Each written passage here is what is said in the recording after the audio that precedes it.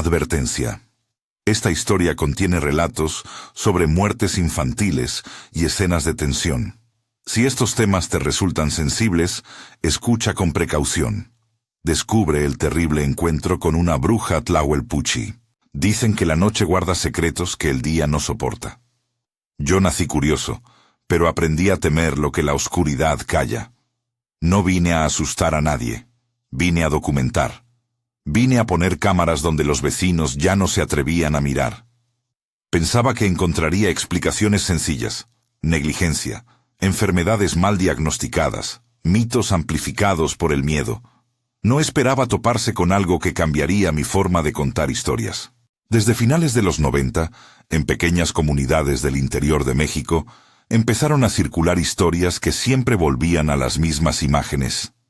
Bebés hallados sin signos aparentes de violencia, una marca redonda en la mollera, la sensación de que la noche había sido saqueada. Las madres se juramentaban a una misma lista de medidas: tijeras cruzadas bajo la almohada, espejos volteados, bautizos de emergencia, como si esas costumbres fuesen una barrera contra lo invisible. Los médicos hablaban de causas médicas, los antropólogos de sincretismo religioso y los curanderos de energías antiguas. Entre esas voces, un nombre sobresalía: Tlahuelpuchi. Tlahuelpuchi. Palabra que en tonos bajos se pronunciaba en las plazas y en las cocinas, como quien invoca a un antiguo temor. Los relatos varían. Algunos la describen como una mujer de mirada vacía que sale al cerro en noches sin luna. Otros insisten en que se transforma, despliega alas o se alarga en algo que recuerda a un pájaro grande con pico y garras. Para unos, es una bruja que se alimenta de sangre infantil. Para otros, una metáfora dolorosa para nombrar lo que no se entiende. Eso lo repetí tantas veces como pude frente a las cámaras. Son relatos del pueblo, no hay pruebas concluyentes. Pero la noche en Peña de Lobos me obligó a revisar lo que creía saber. Me llamo Antonio. He seguido casos de fenómenos anómalos durante más de una década. Luces extrañas en cerros, voces en ruinas, objetos que reaparecen de formas que el sentido común no explica del todo. He aprendido a ser escéptico con humildad. No busco demostrar lo sobrenatural por placer. Busco recabar evidencia, escuchar a quienes sufren y poner en orden lo que se pueda verificar. Llegué a Peña de Lobos empujado por tres cosas: la insistencia de familias que no fueron escuchadas, la acumulación de patrones en varios reportes y una grabación casera que alguien me envió. Apenas un minuto de visión nocturna donde, al menos a primera vista, se veía lo que muchos llaman Tlahuelpuchi. Peña de Lobos es un puñado de casas pegadas a la sierra, un lugar donde el tiempo parece latir en compases más lentos. El camino de terracería sube encajonado entre pinos y nopales. La luz del pueblo se reduce a faroles amarillos que parpadean con el viento. Nos alojamos en la casa de doña Guadalupe, una mujer que tiene la paciencia de quien guarda recuerdos y el cansancio de quien ha visto a la misma muerte visitar cunas. Ella no quería visitas. Nos advirtió varias veces, pero aceptó que entráramos para instalar cámaras. Lo único que pedimos es que alguien mire y diga la verdad, me dijo mientras me ofrecía café. No dije que la verdad a veces es un rompecabezas de piezas diminutas y contradictorias, así que asentí y guardé silencio. Antes de instalar nada, pasé una tarde entera reuniendo relatos. Madres que contaban cómo sus hijos amanecían fríos, hombres que afirmaban haber sentido un aleteo en el techo, un viejo ranchero que juró que una mujer le había pedido agua, y cuando se volvió, dejó tras de sí un rastro de olor a hilo quemado. Apunté detalles que se repetían: la hora aproximada de los incidentes, la forma de las marcas encontradas, objetos que desaparecían y reaparecían en lugares distintos. Tomé notas, grabé voces con consentimiento y prometí no revelar nombres de quienes pedían anonimato. Ese material sería la base de lo que queríamos probar. Si existía un patrón, si había un lugar común donde la leyenda y la realidad se cruzaban. La logística fue simple en apariencia y compleja en la práctica. Montamos 3 cámaras con visión nocturna. 2 cámaras de 360 grados para cubrir laterales del cerro. Micrófonos sensibles al menor crujido. Detectores de movimiento pasivo en las entradas más transitadas y unos sensores de temperatura para captar cambios súbitos. Llevamos linternas con filtros rojos para no perturbar la fauna nocturna. Baterías de reserva y un kit para tomar muestras.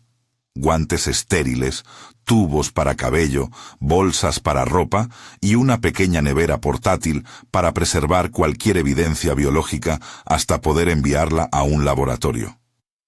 No pretendíamos tocar nada que pudiera poner en riesgo a personas o al ecosistema.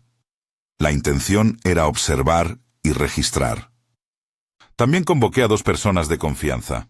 Mónica, experta en grabación de campo, que sabe leer una señal débil en el ruido más denso, y Luis, cuyo temple pragmático equilibra mi impaciencia. Armamos el equipo con silencio casi ritual.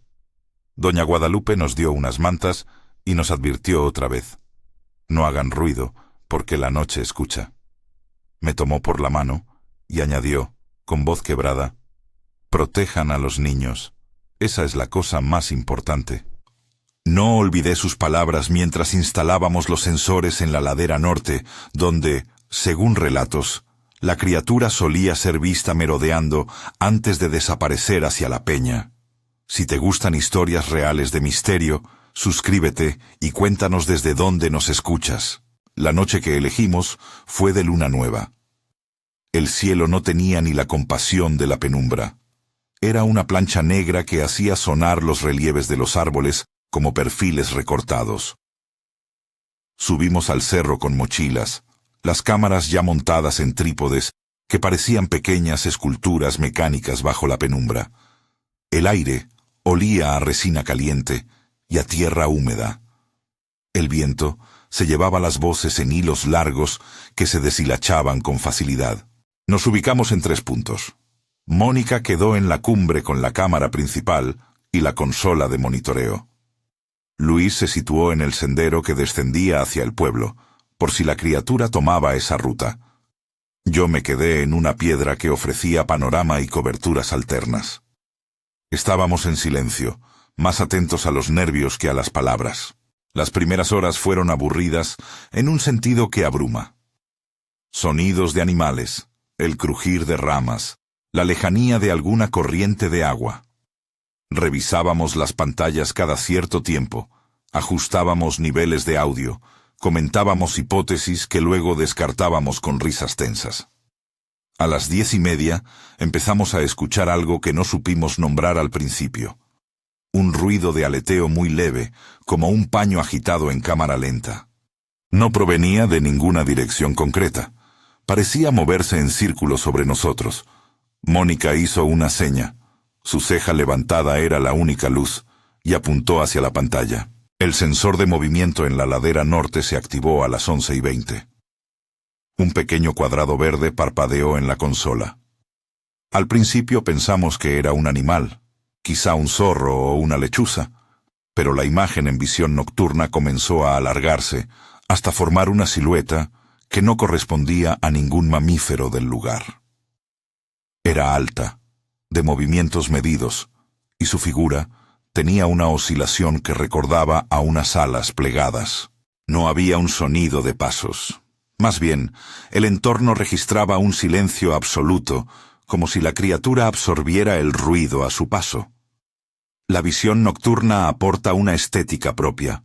Todo se vuelve grano verde y negro, los contornos se delinean con brusquedad y los detalles se funden en patrones que la mente quiere completar. Vi la figura acercarse a un manchón donde la hierba estaba más baja. Se detuvo allí un tiempo, como si olfateara. Después de unos segundos, comenzó a moverse en lo que por su cadencia parecía una danza ritual. Levantaba un brazo, si rama podía llamarse brazo, y lo bajaba como marcando un compás. Fue breve, hipnótico, y la cámara captó un detalle que me heló. Los ojos brillaban con un fuego contenido. 2 puntos lumínicos que no parecían reflejos, sino fuente propia de luz, como brasas encendidas en medio de la noche. Luis apretó los dientes. Mónica dejó de respirar sin darse cuenta. Yo sentí que algo muy antiguo, algo que había sido nombrado en noches de fogata y para asustar a niños, se nos aparecía ahora con la crudeza de un archivo digital. Grabamos todo. No era posible negar que algo se movía en las imágenes. No obstante, la prudencia científica volvió a su sitio. Una cámara deja huellas, pero no provee contexto entero. Podría tratarse de un animal desconocido o de una persona con atuendo ritual. No podíamos convertir un registro en sentencia. Aún así, la mente del narrador se rinde menos cuando ve. Pensamos en acercarnos de inmediato, con cautela. Decidimos no encender luces.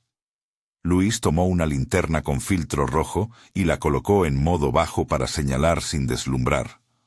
Mónica amplificó el audio para captar cualquier sonido imperceptible.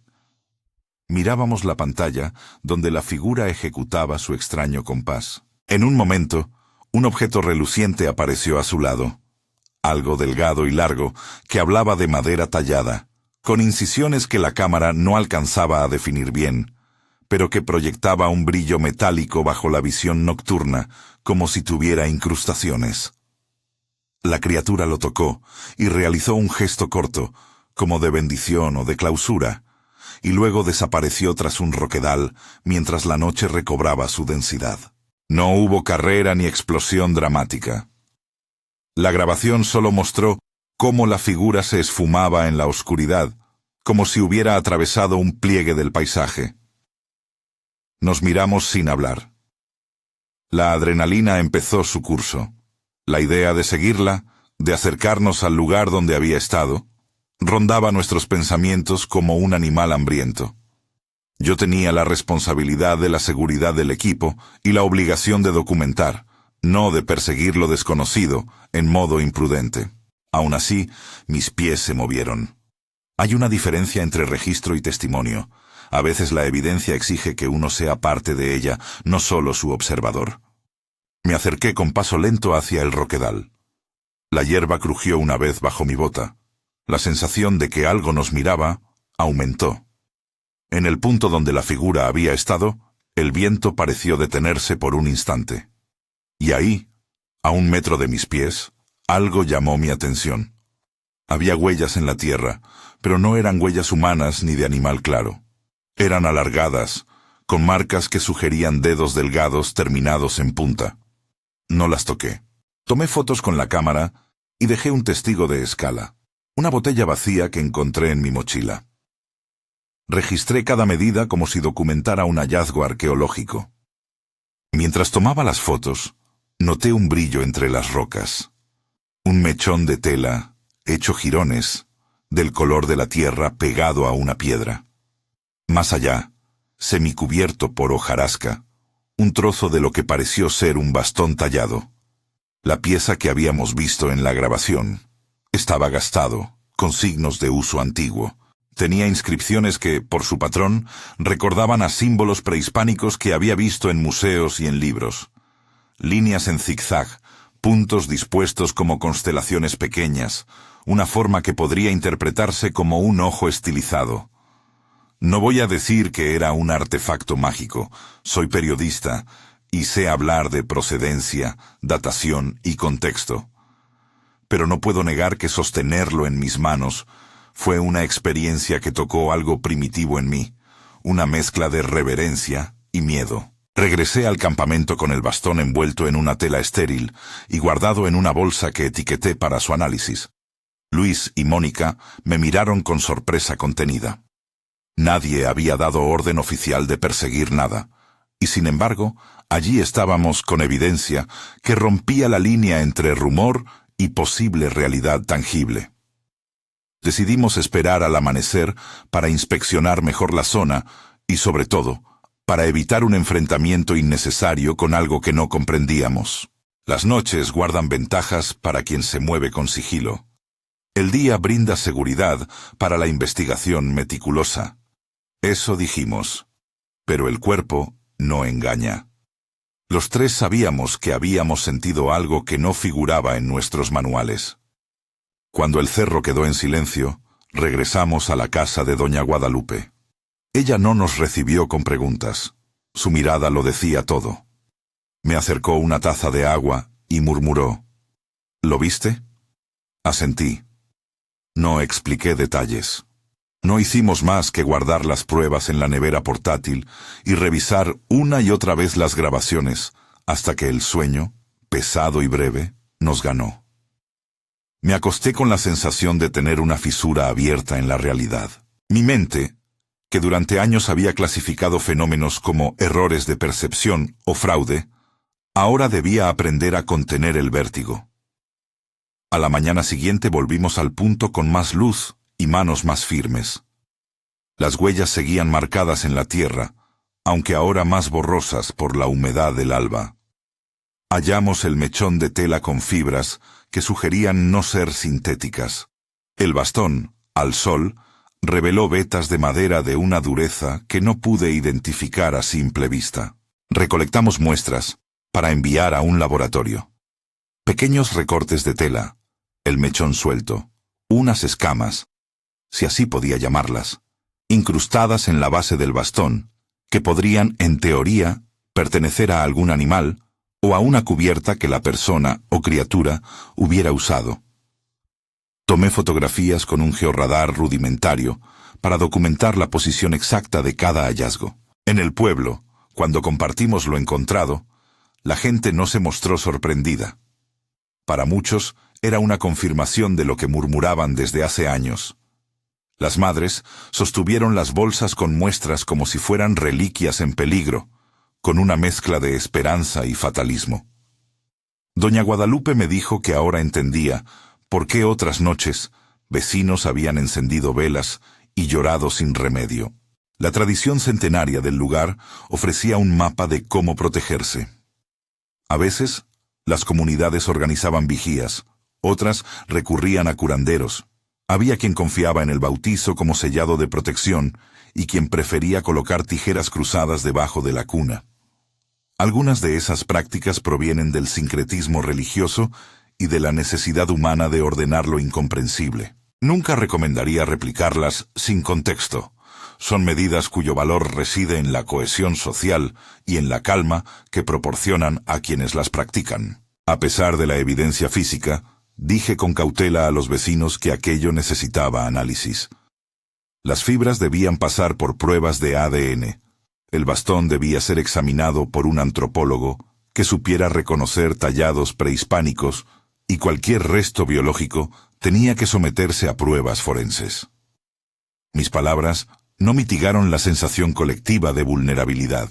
Algunos padres me miraban con ojos que pedían acción inmediata. Otros, con la resignación de quien cree que ciertos males no se curan con explicaciones científicas. Por la tarde, mientras empaquetábamos las muestras para su traslado, una mujer se acercó a la casa. No quiso dar su nombre, solo dijo que ella había cuidado a la pequeña Marcela años atrás y que conocía historias de transformaciones. Comenzó a narrar algo que parecía un eco del mito. Una mujer del pueblo que, según decían, había cambiado después de una desgracia personal y que desde entonces caminaba entre los límites de lo humano y lo animal. No incluyo su relato como prueba, sino como pieza del mosaico narrativo que explica por qué la comunidad interpreta ciertos sucesos con esta simbología de brujería. Las historias de transformaciones cumplen una función social. Nombran el peligro y proponen un agente. A veces, ese agente no es otra cosa que un mecanismo para procesar culpa o dolor. Otras veces, quizá, señala algo que aún no sabemos cómo nombrar. Esa noche, decidí no volver a subir a la peña. No por miedo supersticioso, sino por la certeza de que algunas observaciones requieren preparación aún mayor y, sobre todo, apoyo institucional para manejar posibles riesgos. Con todo, antes de partir hacia el pueblo, revisé una vez más las grabaciones. En el segundo clip, apenas perceptible, se veía un destello más allá de la figura, algo que reflejaba la luz como un ojo en movimiento. Se movía con fluidez, y por instinto guardé esa imagen por si acaso alguien me preguntara qué había sentido. No solo lo que vi, sino lo que la noche me habló. Al día siguiente, ya con las muestras en manos del laboratorio y la promesa de análisis que tomarían su tiempo, me quedé en la plaza con la gente. Las conversaciones giraban en torno a las prácticas de protección y a la historia del pueblo. Escuché a hombres relatar cómo, décadas atrás, una mujer llamada Marcela llegó a San Martín de las Flores con una pena que nadie logró curar. Marcela, decían, era una mujer de barrio, con manos habilidosas para los tejidos y ojos que guardaban secretos. Algunos recordaban que había sido objeto de burlas tras perder un hijo y que, después de aquello, su presencia se volvió extraña. Luces en su ventana, sombras que parecían aleteos, animales que la seguían. Las historias que rodean a Marcela son, en su esencia, relatos de cómo una comunidad busca sentido a la tragedia. No puedo afirmar que Marcela fuera la causa de los hechos. Lo que sí puedo documentar es que su nombre aparece en muchas narraciones y que su figura conecta la leyenda con rostros reconocibles para los pueblos cercanos. Mientras tanto, en mi cuaderno anoté las contradicciones, testimonios con lagunas, cronologías que no cuadraban, y el hecho objetivo de que habíamos captado en vídeo a una figura que no se parecía a cualquier criatura conocida. Esa tensión entre lo que se cuenta y lo que se registra era el corazón de nuestra investigación. La leyenda explicaba la evidencia o la evidencia reforzaba la leyenda. No busco alimentar pánico ni certeza ciega. Lo que sí advierto es que la noche tiene historias que no se apagan con explicaciones rápidas. Cuando recogimos el bastón y el mechón de tela, sentimos el peso de antiguas prácticas y la urgencia de tratar esos objetos con respeto. Enviamos las muestras a un laboratorio en la ciudad para análisis de fibras y posibles trazas biológicas. Pedimos a un antropólogo que revisara las inscripciones del bastón. Contacté con colegas que han trabajado con comunidades indígenas para garantizar que cualquier interpretación cultural se haga con cuidado y sin apropiación. Esa investigación inicial era solo el primer movimiento en una partitura más compleja. Las piezas estaban dispersas: videos, huellas, testimonios, un bastón con símbolos discutibles. Yo me encontré por primera vez en años en la zona de incógnita donde la evidencia empuja a la teoría y la teoría sugiere caminos que la evidencia aún no puede recorrer. Sentí en mi pecho el vértigo del investigador, la necesidad de seguir y la responsabilidad de hacerlo con método. Esa misma noche, antes de partir, recibí un mensaje sin firma. Una foto tomada desde lejos de la ladera norte, en la que se distinguía una figura en lo alto, inmóvil, mirando hacia el pueblo. No puedo confirmar su origen. Podría ser un montaje, un vecino jugando a atemorizar, o una imagen auténtica que extiende el enigma. Lo que sí sé es que el mensaje abultó la noche con una nueva capa de inquietud. Y supe que, por ahora, no era solamente la maquinaria de la ciencia la que se interesaba en aquello. Las historias del pueblo, el rumor y la sospecha también comenzaron a moverse como un tejido que aprieta pequeños corazones. Guardé el bastón en una caja con etiqueta y la esperanza de respuestas dentro de una bolsa hermética. Antes de salir del pueblo, doña Guadalupe me tomó la mano y, sin alzar la voz, dijo: «Cuida lo que traes de la peña, Antonio. Hay cosas que cambian al que las mira». No comprendí totalmente sus palabras hasta que, en la carretera que baja hacia la ciudad, vi mi reflejo en el vidrio del coche y me pareció diferente. Más pálido, más atento. Había algo de verdad en su advertencia. La investigación deja marcas. No siempre son físicas, pero algunas noches las cicatrices se abren sin permiso. Por ahora, recolectamos y documentamos. En el laboratorio, las pruebas tardarían. En el pueblo, las historias continuarían incubándose. En mi cuaderno, las preguntas se acumulaban cual polvo fino. Yo sabía que regresaríamos a Peña de Lobos. También sabía que la próxima vez no bastaría con cámaras y grabadoras. Haríamos falta testigos entrenados, más equipos, y tal vez el soporte de autoridades que entiendan la complejidad entre folclore y seguridad pública. La noche en la que grabamos por primera vez a la figura dejó una estela larga. Vecinos que reforzaron vigilias, madres que protegieron a sus hijos con gestos nuevos, y un rumor que cruzó colinas hasta quienes, como yo, aún creían que todo tiene explicación racional. Pero en esa misma noche, en uno de los archivos que guardo con celo, hay un fotograma donde los ojos de la criatura brillan como brasas. Lo miro cuando quiero recordar que, a veces, la razón debe hacerse pequeña para escuchar lo que la noche tiene para decir. Al cerrar esa caja de registros, sin embargo, la historia no estaba completa.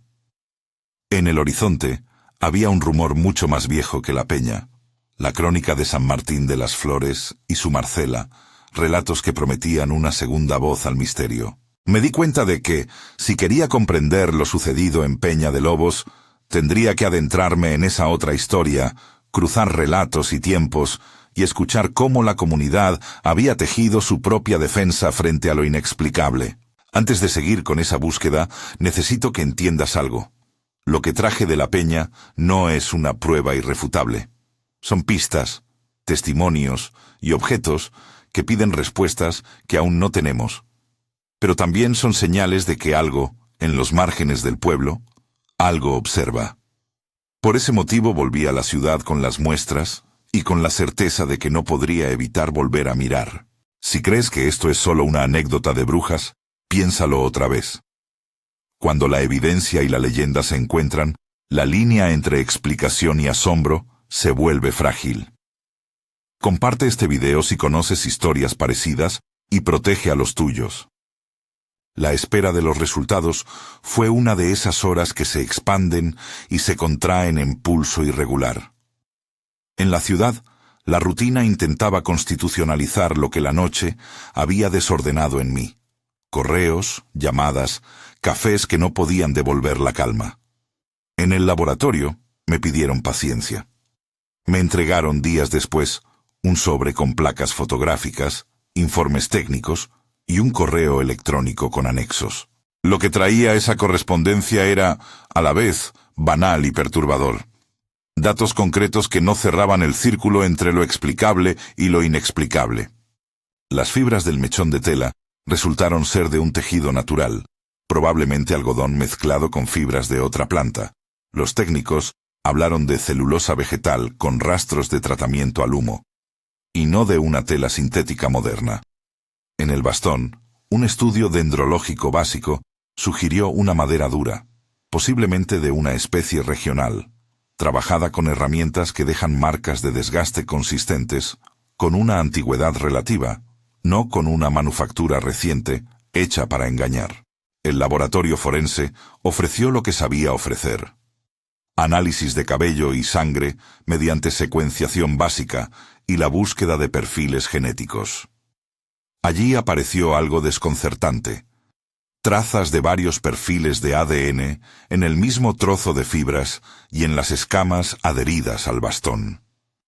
No eran suficientes para identificar personas concretas, pero sí para afirmar que, si había material biológico humano, provenía de más de un individuo. Leí el informe una y otra vez.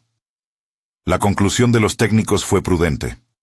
Restos biológicos mezclados pueden ocurrir por contaminación cruzada, por depósitos acumulados a lo largo del tiempo o por la manipulación humana.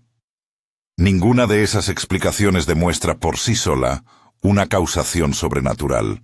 Sin embargo, en el contexto de lo encontrado en Peña de Lobos, las huellas, la grabación nocturna, los testimonios, los datos añadían una pista más que la comunidad tomó como confirmación de un patrón. Algo había pasado allí. Algo que dejaba rastros difíciles de rastrear con la sola vista. Pedí a un antropólogo que revisara las inscripciones del bastón. Él vino con libros, fotografías de piezas similares y la paciencia de quien se dedica a leer el pasado en objetos desgastados. Me dijo, con cautela, que las líneas en zigzag y los puntos podían ser un sistema simbólico que aludía a agua, viento o caminos. El ojo estilizado encajaba en un repertorio de signos que, en varios pueblos de la región, funcionan como protector o como marcador ritual. No afirmó que el bastón invocara nada. Afirmó que, en manos de una persona con creencias sincréticas, un objeto así podía contener valor simbólico potente. Un instrumento para marcar límites, pedir protección o, visto desde otro lado, para realizar actos de consagración y clausura. Sus palabras fueron un bálsamo técnico y una puerta a la incertidumbre. Contacté también a un especialista en folclore regional que, sin romantizar, puso la ficha en la mesa. Las tlahuelpuchis, en la tradición oral, son nombres que condensan miedos sobre la muerte infantil, la fragilidad de la infancia y la figura de la mujer que transgrede los límites sociales.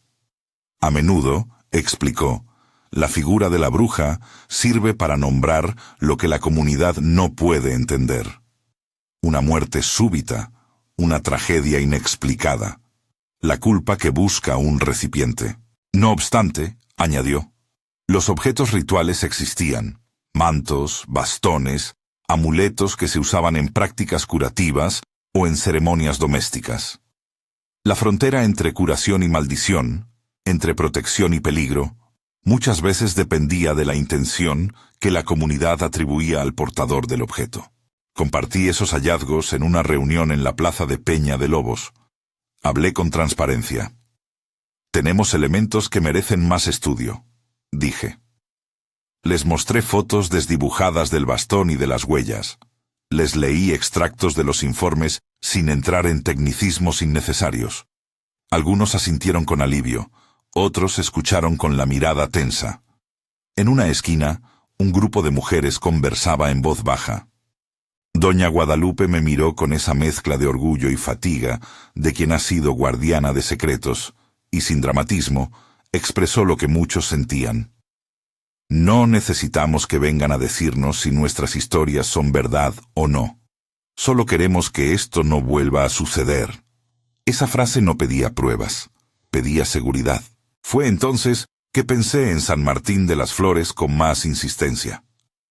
Las escenas que me contaron allí, los relatos que envolvían a Marcela, empezaban a cobrar sentido como pieza complementaria. Si en Peña de Lobos había rastros materiales y una figura filmada, en San Martín existía la narrativa social que explicaba por qué ciertas piezas rituales terminaban, según algunas voces, en la guarida de quien causaba dolor. Para entender la dinámica de aquello, convenía moverse entre evidencia científica y memoria colectiva. El relato de Marcela, contado por doña Guadalupe y por vecinos de San Martín, merece contarse con respeto porque habla de una mujer que, primero, fue humana y después se convirtió en síntoma de la comunidad.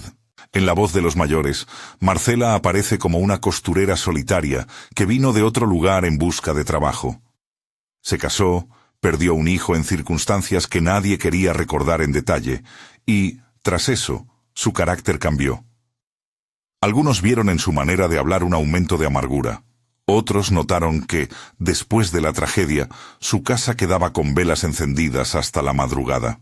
La narración omnisciente de esos episodios permite ver que la metamorfosis de Marcela no fue instantánea, fue un proceso de estigmatización. Sería fácil y cruel reducirla a la figura mítica de la bruja, pero la historia, contada con calma, revela capas.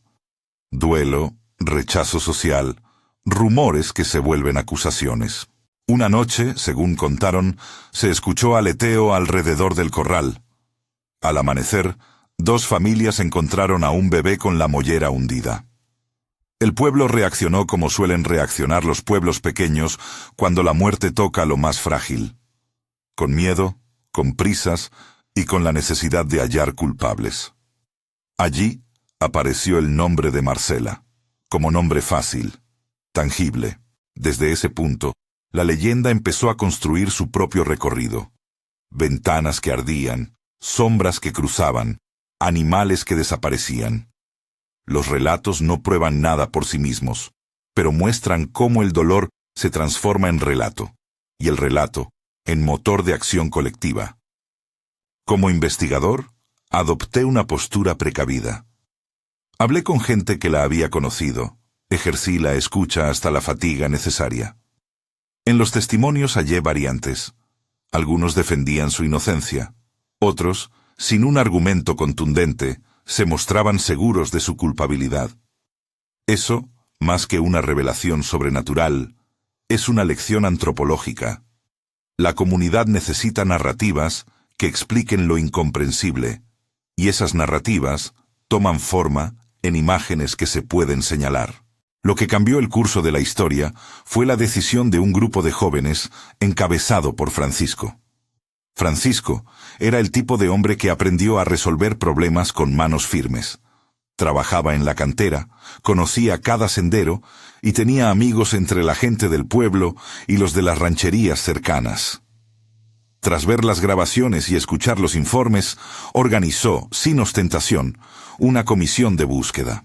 No fue algo improvisado, y no fue una caza de brujas en la caricatura violenta de la ficción.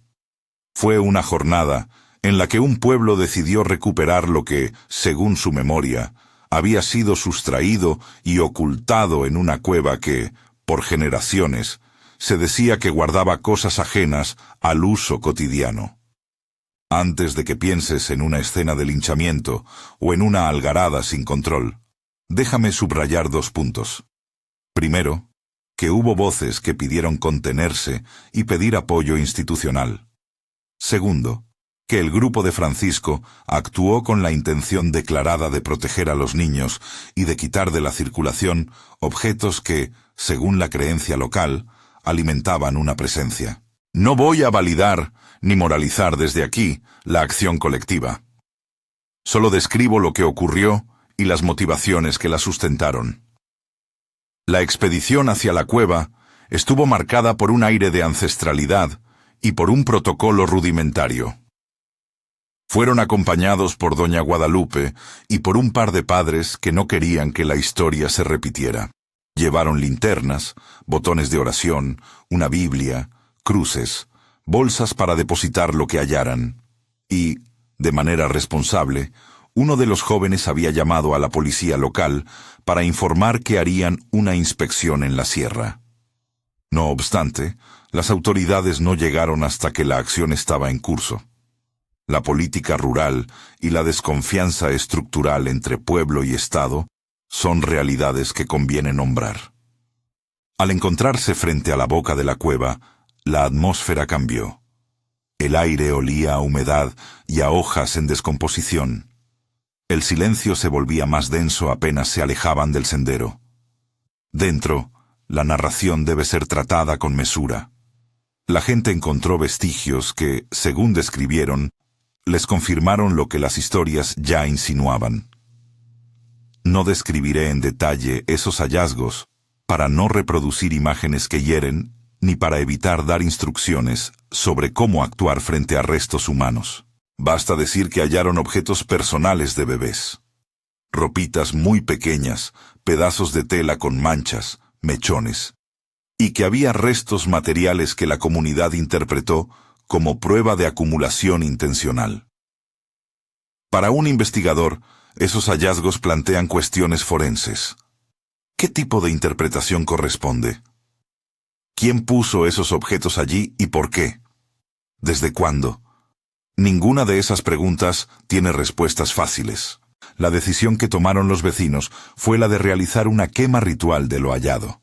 Aquí debo insistir en la sutileza. La quema fue un acto simbólico de clausura más que una solución forense.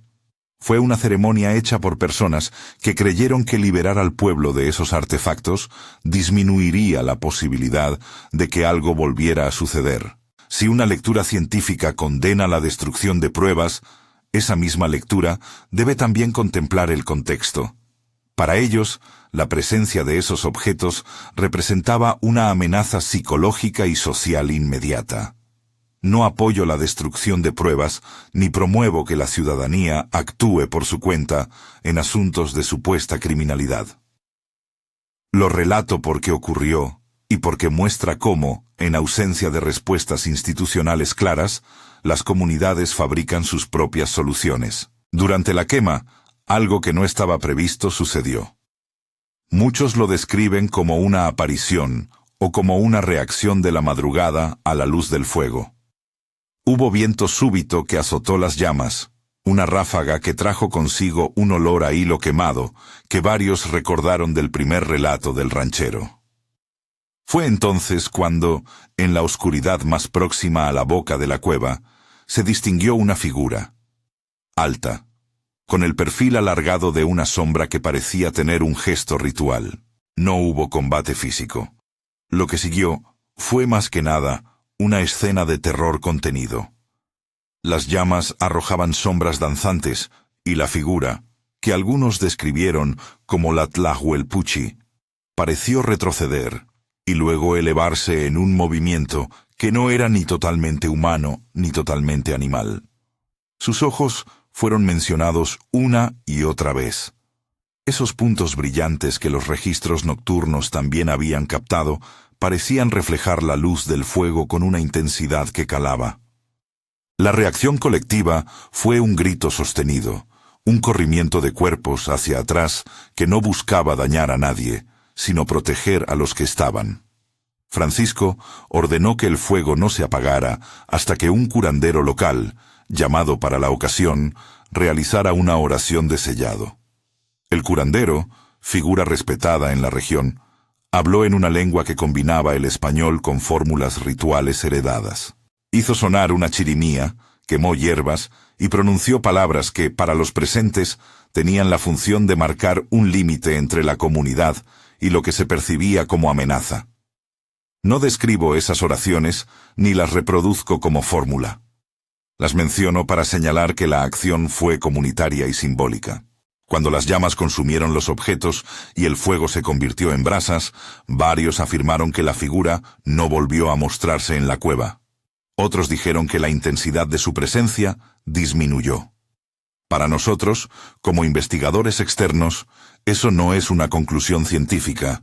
Es un hecho narrativo que tuvo consecuencias sociales claras.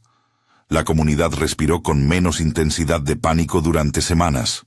La policía tomó nota, y según expedientes que logré revisar más tarde, se inició una investigación formal por la aparición de restos en la cueva.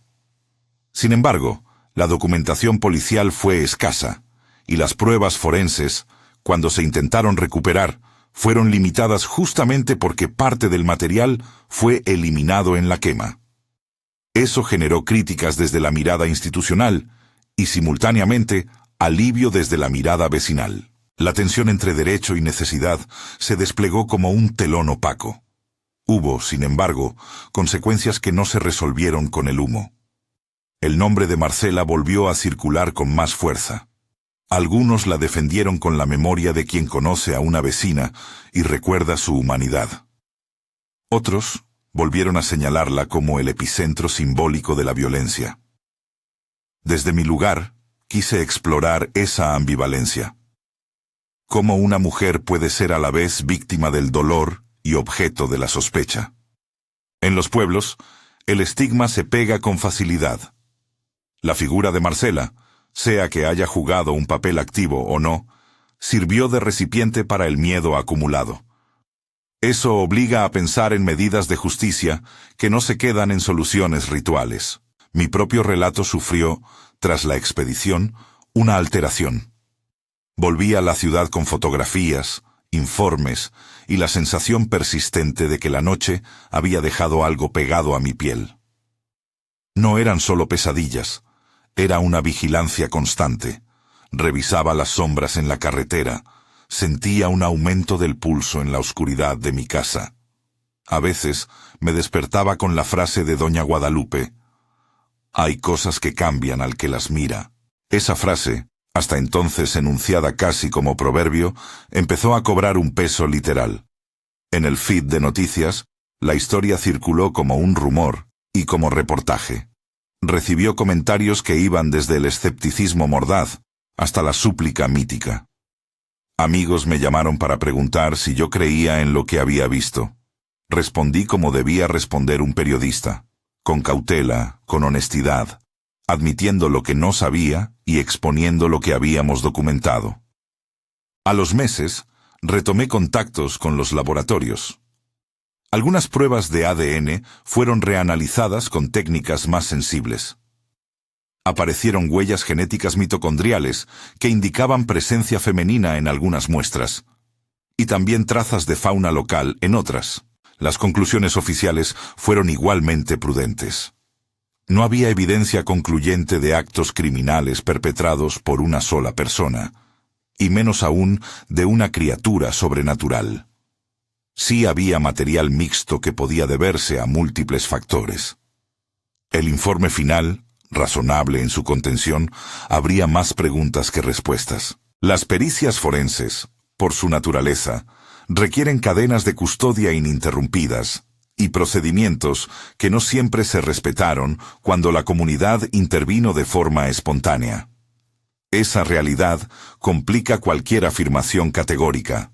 Mientras la ciencia se movía en su carril de prudencia, la memoria colectiva se organizó en torno a prácticas de protección. No hablo de fórmulas mágicas, sino de gestos que en la comunidad funcionaban como medidas de cuidado.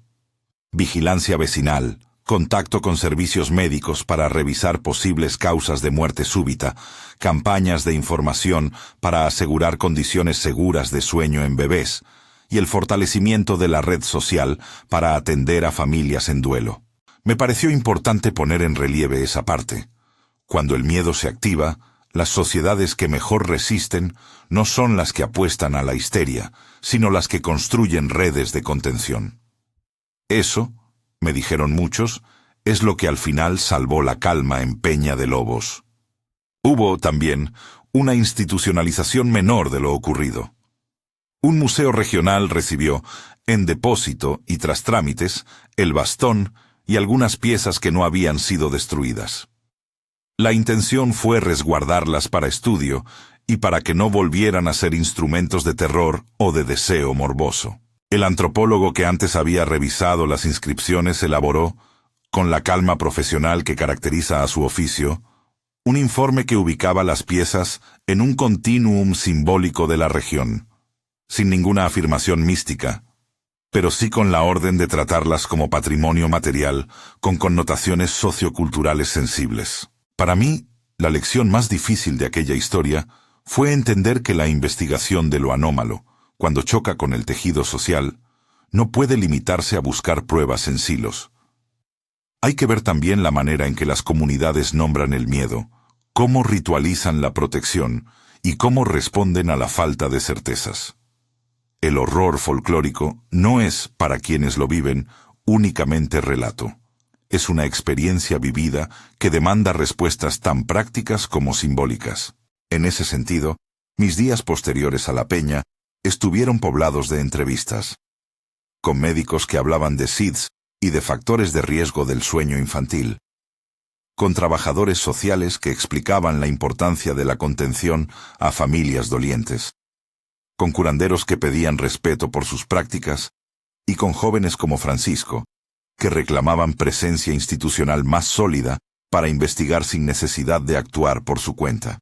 No todo en la historia halló un cierre. Algunas noches, según varios testimonios, la ladera de la peña siguió siendo escenario de avistamientos menores. Sombras que no se quedaron a mirar, movimientos en la penumbra que duraban segundos y bastaban para reavivar la inquietud. En otros casos, el rumor se disipó en la cotidianeidad. La ausencia prolongada de sucesos graves hizo que la vigilancia se normalizara en una rutina preventiva. Para los míos, la quema en la cueva fue un punto de inflexión.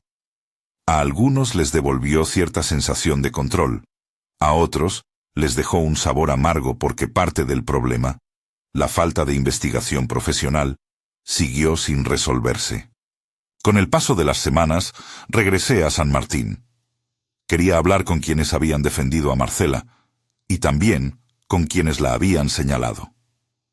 Encontré, en la conversación abierta y sin sermones, un pueblo que, más que buscar culpables, quería aprender a proteger a sus hijos. Hubo un acuerdo tácito entre médicos del municipio y líderes comunitarios para ofrecer charlas sobre salud infantil, medidas de prevención y formas institucionales de denunciar incidentes. Eso me pareció, en últimos análisis, una forma de traducir el miedo en políticas mínimas de cuidado. No resuelve la pregunta más grande, si lo que vimos fue estrictamente natural o no, pero reduce la vulnerabilidad práctica que alimenta la violencia del rumor. Mi propio proceso no acabó con un gesto heroico ni con una conclusión rotunda. Guardé la cámara principal en una caja, revisé los archivos periódicamente y atendí a los sueños que se colaban como fragmentos de la visión nocturna. Ojos que ardían, un bastón que pesaba en la mano, una mujer que tejía y que lloraba en la penumbra. Empecé a escribir notas más personales en mi cuaderno, no para la cámara, sino para sostener lo que la investigación había removido en mí. Comprendí que el trabajo del investigador es también reconocer cuándo la propia mirada está alterada y buscar resguardos, conversar con colegas, acudir a terapia o simplemente alejarse un tiempo de la obsesión por lo inexplicable. Tomé esa decisión de forma consciente. Cuando vuelvo a las imágenes de esa noche, trato de interponer siempre una distancia que me permita analizar sin proyectar. Veo los fotogramas donde los ojos parecen brasas y pienso en la liturgia de los pueblos, en las maneras en que las sociedades canalizan la pérdida y el miedo. No busco una revelación que explique todo. Busco entender las capas, la física, las huellas, las fibras, el ADN, la social, el rumor, la acción comunitaria, la estigmatización y la simbólica, las formas en que se nombra lo que duele. Es en la intersección de esas capas donde reside para mí la verdad más compleja. No una certeza sobrenatural, sino una constatación humana sobre la vulnerabilidad y la necesidad de cuidado colectivo. No puedo cerrar este relato con una declaración absoluta. No hay pruebas concluyentes que demuestren que la Tlahuelpuchi exista en un sentido literal y universal. Tampoco puedo negar que, en Peña de Lobos, algo perturbador dejó rastros que la comunidad vive como dolorosos y que para muchos justifican medidas preventivas. Lo que sí puedo afirmar con responsabilidad es que la experiencia nos obliga a mantener la vigilancia. No la del pánico, sino la de la prevención. Si hay un mensaje práctico que emerge de todo esto, es el siguiente. Proteger a los niños implica medidas de salud pública, atención a las familias en duelo, respeto por las tradiciones culturales que funcionan como red de apoyo, y sobre todo, rechazo a la violencia que estigmatiza personas sin pruebas. He vuelto a visitar a doña Guadalupe. Ella, con la serenidad de quien ha visto ciclos repetirse, me ofreció un vaso de café y dijo simplemente: «Hicimos lo que pudimos para que no volviera a suceder». No le pregunté si creía que había sido suficiente. Su respuesta fue la sonrisa de quien fabrica certeza a partir del cuidado cotidiano. Mientras estén los ojos abiertos, mientras se acerque la gente a la cuna, hay esperanza. Esa frase resume, tal vez, la ética más importante que podemos extraer de historias como esta. La prevención es humana, y la vigilancia comunitaria, cuando se hace con respeto y con el respaldo de instituciones, salva vidas. Al guardar las últimas notas en mi carpeta, supe que no retornaría a Peña de Lobos con la frecuencia de antes. Algunas investigaciones marcan un antes y un después en quien las hace. Esta fue una de ellas. Dejé el bastón en custodia del Museo Regional, entregué copias de las grabaciones a las autoridades competentes y archivé nombres con cuidado para no alimentar más estigmas. En mi archivo personal, sin embargo, conservo un fotograma donde los ojos de la criatura brillan y que me recuerda que el título de este relato descubre el terrible encuentro con una bruja Tlahuelpuchi. No es una promesa sensacionalista, sino un registro de una noche que cambió a un pueblo y que en cierto sentido me cambió a mí. Si hay alguien que espere un cierre limpio, me temo que la realidad no suele obedecer ese deseo. Lo que queda, entonces, es la vigilancia serena y la disposición a escuchar. Escuchar a los vecinos, a los especialistas, a las madres que aún velan, y a las historias que, aunque antiguas, siguen enseñando algo sobre cómo cuidarnos. Las leyendas no desaparecen porque las descartemos. Se transforman o se intensifican según las respuestas que les damos. Hoy, cuando alguien me pregunta si creo en la Tlahuelpuchi, respondo con la prudencia que exige la mezcla entre prueba y mito. Creo en la experiencia de las personas que vivieron miedo real. Creo en el valor de documentar y someter a análisis las evidencias. Y creo también en la responsabilidad de no usar ese miedo para lastimar a otros. El terrible encuentro existió como experiencia conjunta. Para aquellos que lo vivieron fue horror verdadero. Para los que lo vimos a través de pantallas, fue un registro que interpela. Ambas realidades merecen ser atendidas. En la última visita al pueblo, al despedirme, doña Guadalupe me apretó la mano y dijo: «Cuida a los tuyos, Antonio. No todo se arregla con luz y fotos». Le contesté que lo había aprendido. Me fui con la sensación de que la historia, lejos de cerrarse, había abierto una obligación. Seguir investigando con rigor, apoyar medidas de salud pública que protejan a los niños y respetar las formas locales de cuidado. Esa, quizás, sea la única salida honesta en historias que, como esta, se mueven entre la leyenda y la evidencia. La oscuridad sigue siendo un lugar donde se guardan preguntas. A veces conseguimos respuestas y otras nos quedamos con la certeza de que algo, en la noche, nos mira. No por eso debemos sucumbir al miedo. Debemos convertirlo en motivo para cuidar, para escuchar y para no repetir los errores que hacen de la sospecha una condena. Así termina mi relato sobre el encuentro en Peña de Lobos. Con prudencia, con respeto y con la advertencia de siempre. Vigilen a sus niños, no por superstición, sino por amor.